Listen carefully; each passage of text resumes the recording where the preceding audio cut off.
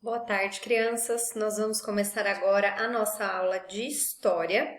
Por favor, abra um livro na página 173. Hoje nós vamos começar o capítulo 2, que se chama Os Processos Migratórios no Brasil. Vamos lá. Diferentes povos que migraram para o Brasil contribuíram para a formação da nossa sociedade e para a diversidade da nossa cultura.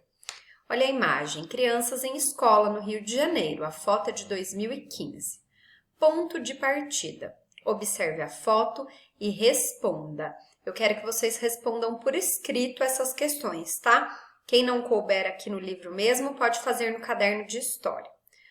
Bom, primeiro, que diferença você nota nas características físicas das crianças da imagem? Então, que diferenças a gente pode notar quando a gente observa a carinha dessas crianças aí? Segundo, em sua opinião, por que existem essas diferenças físicas? Terceiro, e entre você e seus colegas, existem diferenças físicas? Quarta pergunta, você sabe de onde os seus familiares mais antigos vieram? Respondam com capricho, tá, gente? Página 174, entender história. Diferentes fluxos migratórios e a sociedade brasileira. A sociedade brasileira, como a conhecemos atualmente, é o resultado de um longo processo de contato com diferentes povos que vieram para o Brasil e trouxeram sua cultura, seus conhecimentos e seus costumes. Alguns hábitos foram incorporados à cultura brasileira, outros se modificaram ou se adaptaram ao ambiente, criando um jeito próprio com a mudança desses costumes. Por exemplo, a forma de se vestir, a alimentação e as expressões da linguagem. Entre os povos que contribuíram para o desenvolvimento da cultura brasileira atual, há indígenas, africanos, portugueses, italianos, japoneses, alemães, entre outros. Olha a imagem. As mulheres africanas trouxeram para o Brasil o costume de usar um lenço na cabeça, conhecido como turbante. Essa foto é de 2018, na Bahia. Bom, vamos agora para o próximo título. A dominação portuguesa. Sigam a leitura com atenção. Quando os portugueses chegaram ao território brasileiro no século XVI, impuseram seus costumes aos indígenas que já viviam aqui, como a língua e a religião. Ao mesmo tempo, alguns costumes dos nativos foram assimilados pelos portugueses. Logo após sua chegada, os portugueses iniciaram o processo de colonização do Brasil. E de que forma essa colonização foi feita? Enviando pessoas de Portugal para conquistar e povoar o território, explorar as riquezas e evitar que outros europeus chegassem aqui, expulsassem os portugueses e conquistassem a região. Seguindo o texto na próxima página. Uma das formas de domínio sobre a população indígena foi a imposição do idioma falado em Portugal. No território brasileiro, os povos indígenas falavam diferentes línguas, muitas delas originárias de uma língua-mãe chamada tupi. O idioma é uma característica muito importante de um povo. A partir de 1532, começou outra forma de domínio sobre a população nativa do Brasil, a captura dos indígenas para trabalharem como escravizados.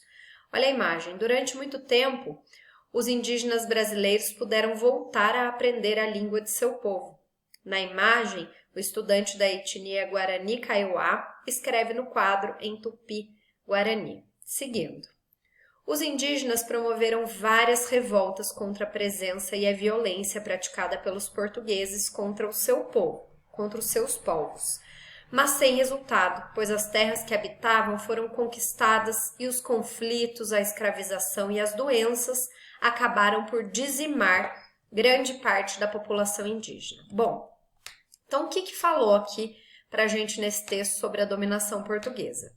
Quando os portugueses chegaram aqui, eles encontraram, os indígenas e os portugueses impuseram, ou seja, eles obrigaram os índios, os indígenas,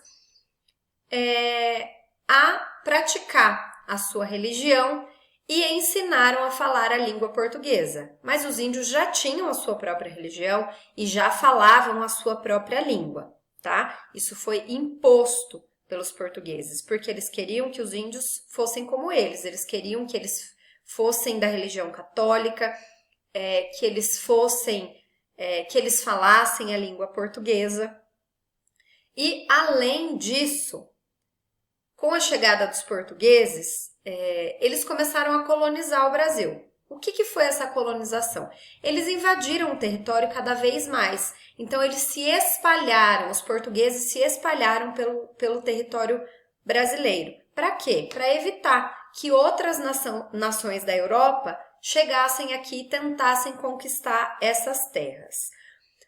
Outra forma de domínio dos indígenas, né, foi a escravização. Então, além de impor o idioma que era falado em Portugal, eles ainda impuseram a religião católica e mais para frente começaram a capturar os índios para que eles fossem transformados em escravos. Isso gerou muitas revoltas, muitos conflitos, guerras, mas não teve muito resultado, porque todo esse problema, todas essas guerras, esses conflitos, eles dizimaram, ou seja, muitos índios morreram, a população indígena foi dizimada, isso quer dizer que ela foi morta em grande quantidade, tá? Você sabia? Vamos lá para uma curiosidade. Outro aspecto que foi falado aí foi que os portugueses trouxeram doenças para cá, que os índios não tinham resistência, eles não tinham anticorpos desenvolvidos para aquelas doenças, então eles acabavam morrendo. Olha aqui a curiosidade. Diversas doenças trazidas pelos europeus não existiam no continente americano. Por isso, o sistema imunológico dos povos nativos não resistia a doenças como gripe, sarampo, tuberculose, entre outras. Essas doenças que atualmente podemos evitar com a vacinação nos primeiros anos de vida causaram a morte de milhares de indígenas. Vamos ao glossário. Dizimar é diminuir, causar a morte. E sistema imunológico é o nosso sistema de defesa, é o sistema de defesa do corpo humano, que é responsável por nos proteger contra as doenças, tá bom? Página 176. A tabela mostra o quanto a população indígena no Brasil diminuiu depois da chegada dos portugueses. O comparativo é entre o século XVI, início da colonização europeia, e o século XX. Então, analisando essa tabela aqui, vocês vão poder perceber como a população indígena diminuiu, como a população dos índios foi reduzida após a colonização, tá? Aqui nós temos os grupos indígenas e a localização que eles ficavam. Aqui é a estimativa da população no século XVI e aqui no século XX. Então, por exemplo, no Amazonas e Rio Branco, tinha 33 mil índios. Já no século XX, tem entre 11 a 16 mil. Então, isso caiu pela metade. Estão vendo?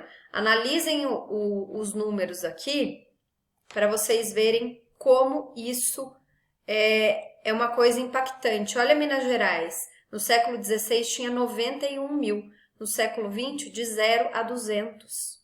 É muito sério, gente, prestem muita atenção na tabela. Bom, vamos aos nossos exercícios agora. Só tem 2 exercícios, tá, crianças? Na aula de hoje, tá? É o número 1 e o número 2, então façam com atenção. Analise a tabela e marque V para as afirmativas verdadeiras e F para as falsas. Então, vocês vão ler as afirmativas e vão marcar V para verdadeira e F para falsa.